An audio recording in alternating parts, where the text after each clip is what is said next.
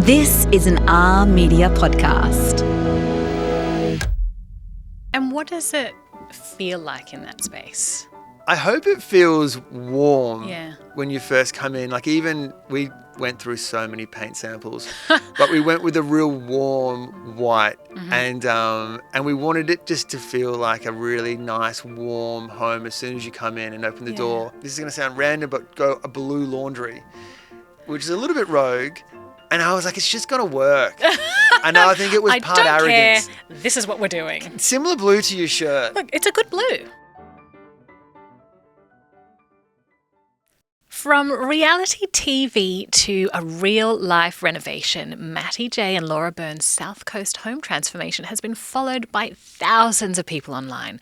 But today, we're going past that pretty reveal. We're talking about what it really takes to make a home work, renovating with kids, preparing for a third baby, opening up their beloved Chante Mer to guests, managing the laundry, the mess and the stains and the mental load, and the tiny systems that just keep family life moving. This is Matty J on what it takes to turn a mould-riddled house quietly falling down by the sea into one of Australia's most coveted Airbnbs. Well, let me welcome you formally or informally to our home here at The Edit. It's great to be here. Matt, it's great to have you. I have a question. Matt, Matty J, Matthew. I will answer to anything. Aha. But it's Matty J's kind of stuck. Yeah. Back from the original days of reality TV. Yeah. But it does feel a bit immature when I'm being called Matty J and I'm almost 40. And I'm That's fair. It's time to be Matt. I think so, but then at the same time, I'm like, well, I've been Matty J for so long now. It's like, not to sound like a wanker, but I'm like, it's kind of It's your brand. I know, Say it. It's your brand. I know. It's all right. But when I'm talking like a big boy adult, like these conversations, if you refer to me as Matt or if I'm in trouble, Matthew, that is totally fine. Understood. So this morning I was thinking about you and your wife, Laura. Yes. So I was away for work last week, and when I get home from a work trip, my husband always puts out fresh towels, and he has them all nice and folded hotel style. And it's just a little thing, and I just think, oh, that makes me so happy. Now, you and Laura have an Airbnb, and I was wondering, do you have any hospitality habits that filter into everyday life? Do you have corners on your toilet roll? Well, there is. I remember when Laura and I were together for a while and we started living together, and I didn't realise that there is a right and a wrong way to fold towels. Oh, absolutely. And so I used to just like clunk them together, but I wish I could have a towel. You have to fold them in a way and then put them in the cupboard so the fold kind of, it's neater where the curve is showing your eye level. I know exactly what you're saying. And the ends of the towel are then facing the back of the cupboard, if that makes sense to people listening right now. But I once I learned how to fold a towel correctly, it gave my wife so much joy. Yeah. It really did. It's just one of those things. It's life-changing for us. Yeah, it is. And then when I speak to other men, I'm like, how do you fold a towel? And they're like, what are you talking about? And I'm like, can I teach you? Yeah, have I got the tip for you? Yeah, I share the wisdom of the towel fold for my wife. So, you renovated a home. Yes. And it's Chante Mer. Yes, and people came for me because I would say it wrong. And How did you say it? I was like, Chante Mer. No, Chante Mer. Chante Mer. Chante Mer. Chante Mer. Sounds like a swear. Yeah, but it's French. My mum speaks a little bit of French. Okay. And it's Chante Mer, like hair, I think. And if I'm saying that wrong, I'm so sorry to anyone who's French who's listening. But it means sing the sea.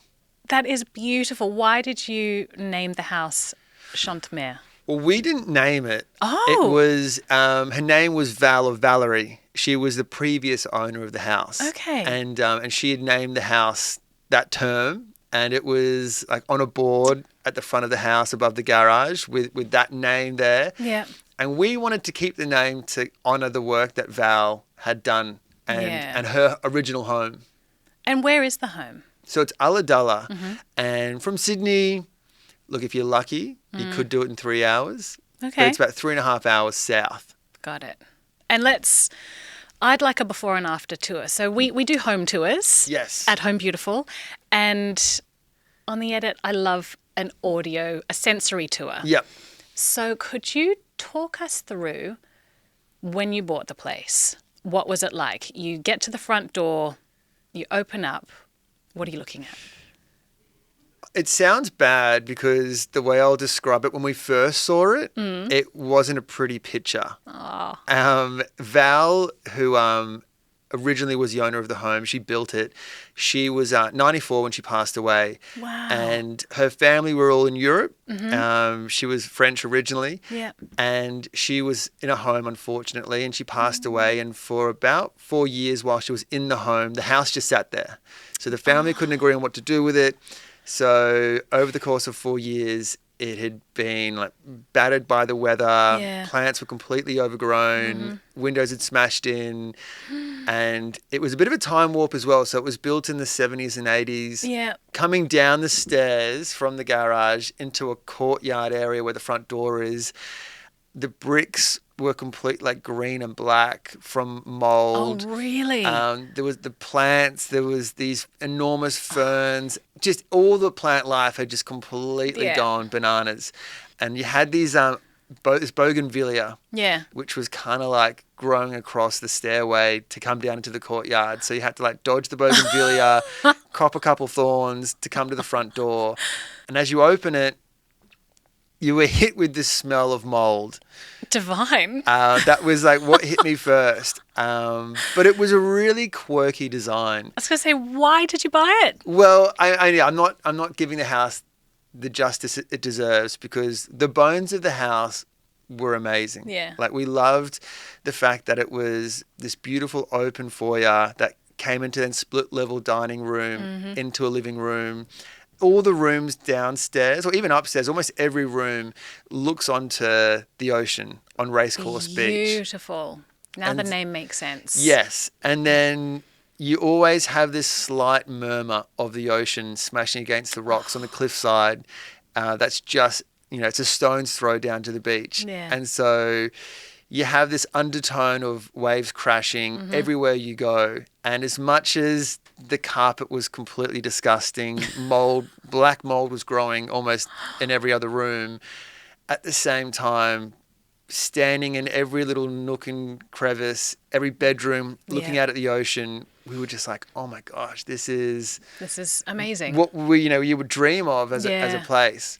But it was one of those visits where we were like, let's just go and see. Yeah. You never know. Yeah. I mean, it wasn't like, let's go and buy it. It was like, just imagine. Let's just imagine. Yeah. And there's a photo that Laura took of me with Marley and Lola. Poppy, our third, wasn't born back then. It was a few years ago. And it was up in the master bedroom, the main bedroom upstairs. And you did have these beautiful glass windows, which looked onto the ocean. And this is on the second level. And we kept going back to this image. And I was like, God, imagine waking up there and having that view. And the auction date was a little while away. And we kind of thought, let's just chat to the accountant. Yeah. And let's just see what they say. And it was a bad idea financially. Was it? Oh, yeah. Yeah. We kind of, we are in a mountain of debt.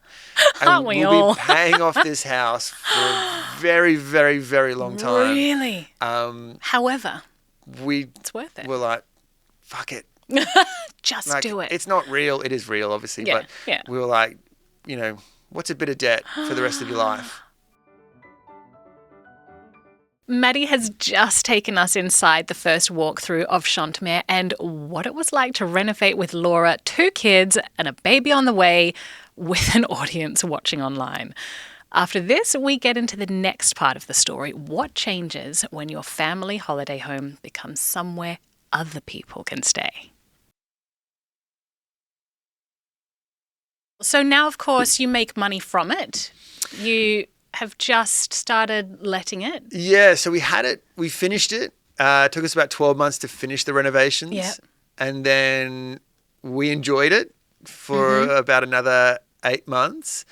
And then we had our third child, Poppy, and work's been really busy. Yeah. And then it kills us to say it, but we just weren't able to get down there as much as we wanted to. And also the renovation cost a lot more than we anticipated. We thought we were just going to, make it watertight, put a lick of paint on, and we got sucked into the renovation and made it a lot bigger than we originally planned. Yeah. So we were like, we need help paying off this mortgage. So we decided we would start renting it out. That's a great idea. Yeah. So if I'm a guest and I've booked a weekend, let's do the pretty home tour now. Yes. So I'm a guest, I've arrived. What do I arrive to? So as you open the front door, which is the original front door with stained glass, we painted that like a mint green color. But as you open up, the foyer is a check tile. Yeah. So it's a Rosso, like a maroon marble and a crema marble. And that checkerboard pattern goes all the way into the bedrooms on the ground floor, into the kitchen and into the laundry. Yeah. And the layout, it's exactly the same. The only structural change was opening up the servery in the kitchen that looks down into the dining room. Yeah. So layout-wise, no difference whatsoever. The kitchen was this old wooden, kind of similar to this table. We've kept that look and feel. So the kitchen... Yeah, I noticed that. I love that you've honoured the spaces that were there. Yeah, so we went with a black butt veneer, which is really similar to the original wood. We had this old pink laminate bench top in the kitchen. Yeah. As much as we love laminate, we went with Brescia Peniche is the marble. Wow. It's like a pinky tone marble, so it's kind of staying true to the original color palette. Yeah. But, everything is kind of as it originally was. Like the sink is still exactly where it was when it was first built. We just changed a few little things like the oven. And what does it feel like in that space?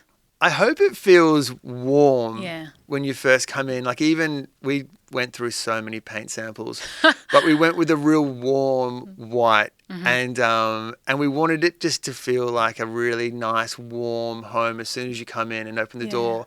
But at the same time, we've got these little bursts of colour. So you've got the checkerboard tiles at the front. The fireplace is the original fireplace, but we've just clad that in this really bright pattern, this mosaic that Laura found online. So you've got these little bursts of colour and personality everywhere you go in the house. Yeah. And who set the design? It was a team effort, but definitely Laura took the reins from a design perspective. Yeah. I kind of did the organising. She did a lot of the design, but it was in collaboration. We didn't really have there wasn't like a look we were trying to replicate. We were just on Pinterest every night, just saving things that we would like. And then we kind of accidentally found out that we liked. We didn't really know that it was like a style, but like a maxi minimalist mid-century vibe is kind of what we now know we went with. Yeah. And were you guided by the house? Yeah. So we, like the original colours, all the natural wood, these pink tones that came through. That's kind of what we wanted to replicate, but in a modern, luxurious feel. And I think the checkerboard entrance was what we went with first. Yeah. So that cream and that maroon marble kind of then followed through into every other room. So with the tiles in the bathroom, the celiche and another maroon, like the Brescia Peniche kitchen and laundry. It's all kind of off the back of that entrance tile, which was just that very first decision that we made. And we just love that checkerboard. Yeah. That was kind of like, that was it. It wasn't like we were trying to create this theme. We kind of just got a little bit lucky. That's so good. That's so rare. To get lucky with design. I mean, Laura will be like, well, thanks very much. You're not giving me much credit here. I worked so hard on this. It was pure luck. But we were going to use an interior designer. Yeah. And why didn't you? I think just because we were moving so quickly. So the second we got the keys, we were in there and we were ripping things out. Well, I say we were. Our builder was ripping things out, and we just wanted to try and get it done as quickly as we could. How did you find a builder? So my brother-in-law is a builder here in Sydney. Yeah. And I said, do you know anyone in Mollymook or that area, which is down south? And he said, I've got a number. This guy is someone who used to be like somewhat of a competitor with me back in the day. Okay. But in a friendly way. Yeah. Good terms. So we called Tom from Bespoke Constructions, and he was like, I'm pretty busy. I don't know if I can take on a new project. And we said, well, we're going to be down there. Can you just come have a look at it? Yeah. And he's like, this is pretty cool. the mold is amazing. Yeah. And he was like, I love the house. Yeah. And it was a house that was really well known in the area because Val was a bit of a presence. So he was like, hey, let's do this. And we were like, it's only going to be small. Don't worry. It's not a massive project. Yeah. And he was like a godsend. Finding him was the best find other than the house that we had with the project. Now that is genuinely rare, to get a good builder who shares your vision and really treats it like it's their own. Yeah, we hear other people's stories of renovating a place. Yeah. And we're like, oh, what do you mean they don't return your phone calls? And what do you mean I know. they're way behind schedule? And what do you mean they're charging you 30% more than what they quoted? Because Tom was just incredible. That's so true. So honest, so reliable. Yep. And also just amazing from a construction perspective. Yeah. And he's very much like an Aussie bloke. Yep. You know, typical, when you look at him, like big alpha male, drives a ute, how you going? And then it's funny because it's in contrast to that, he really likes design, and he was really invested when we were talking about colours and different finishings and tiles. He was the third voice when those big decisions were being made. Absolutely. And so he was based there. How often did you get down? So we were down there probably every couple of weeks. And then... What's that like, managing a project from a distance? And I'll say on top of that, you were having your third child. Was that the same time? It was... Poppy luckily came after we finished. Okay. But and also an audience was watching. Yeah. So we documented the house has its own Instagram page. Yeah. And so we brought people along for the journey, which was great. Like we genuinely loved having everyone's input. Sometimes didn't agree with what we were doing and made us question if we were making the right call. Yeah. But yeah, there's a lot of time spent in the car, and even delivery times was so bad. Especially because everything was last minute. Tom needed things yesterday. Yeah. So it was quicker to get them delivered to Sydney, and then I would drive down, deliver it, drive back same day. And so I would do that quite a bit. And do you have a ute or a truck, or did you get a No, go-get? How'd you get it down? I've got the Kia family wagon that I would load up. I remember having a car full of like a porcelain sink and tiles, and probably way too much in the back of the car that was recommended. But and then it was great that I could then drop it off. Yeah. Touch base with Tom. He was just absolutely nailing it. And so the more we trusted Tom, the more we could kind of just do it over FaceTime as we got towards the pointy end. But then it was great as well to be able to, like, there were parts of the project that, like the garage is one that I was like, I really want to do some gyp rocking, and I really want to do some painting, and he was... Oh, really? I was you like... want to be a builder. I wanted to get, scratch that builder itch that I've always wanted to have. And so Tom was almost like part teacher for me as well. Oh, and so how is there a space that you can claim this is my work? The garage is yeah, well, I mean, the least impressive. Yeah, I was going to say, in the scale of rooms to be given. Yeah, but you should have seen it before. It's no primary suite. No. However. No, I do when people come over. What was it before? It was just an absolute mess. Like the gyp rock, it was all warped, so we had to rip it off, re-gyp rock it. Is that the space you show people first? Not first, but it definitely it's on the tour. I'm like, after the kitchen, let's go quickly to the garage, and they're like, okay, this is not that great, and I'm like, how dare you?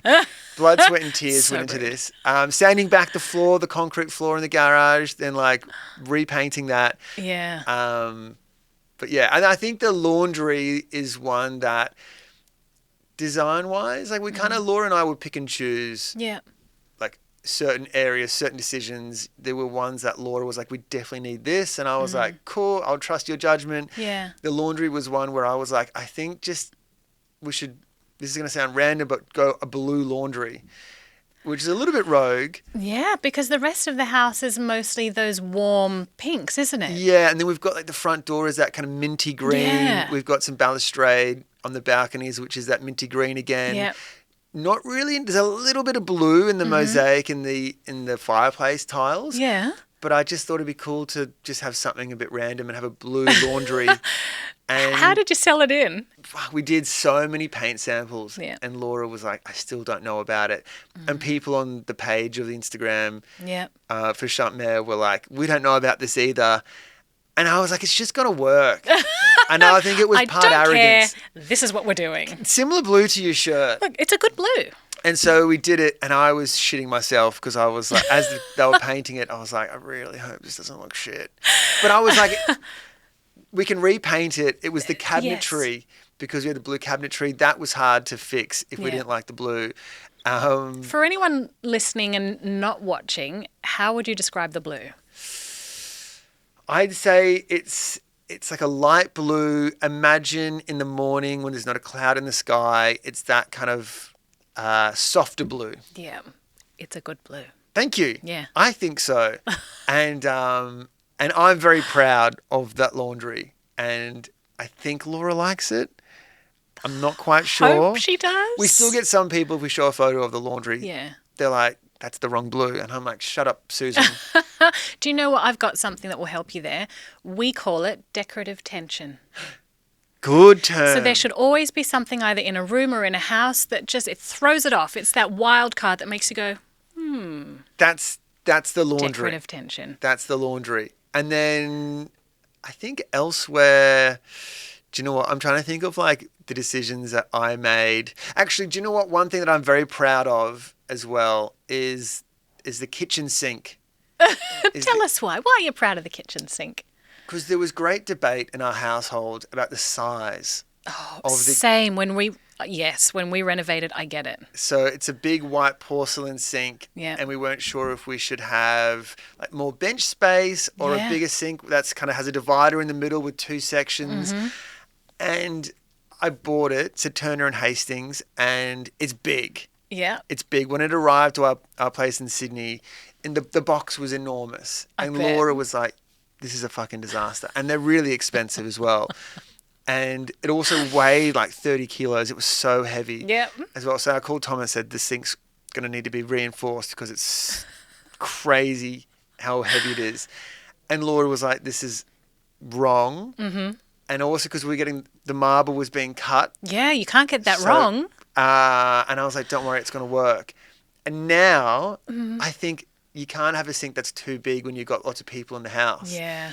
When you're doing lots of cooking. And so I'm so proud that I didn't fuck up the size of the kitchen sink. Yep. I agree. You have to go as big as possible. And I don't get the dual sinks, that tiny little one. Who's using that? What is that? I mean, I could almost bathe in the sink. It's that big.